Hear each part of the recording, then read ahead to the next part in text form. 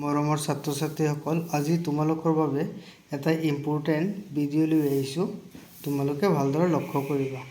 2025 চনত মেট্ৰিকত আহিছিল, মাৰ্কছ আছিল 2। প্ৰশ্নটো হ'ল উৎপাদকত প্ৰকাশ কৰা xy plus x plus y plus 1। আমি অংকটো সমাধান কৰিম, চাবা। প্ৰথমে কি লিখিম? সমাধান।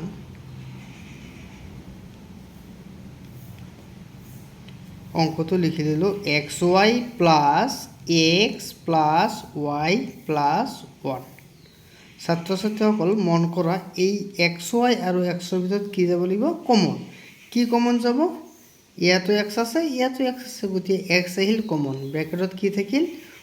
y প্লাছ 1 প্লাছ এই দুটাৰ ভিতৰত কি যাব কমন? একো নাযায়, গতিকে কি যাব?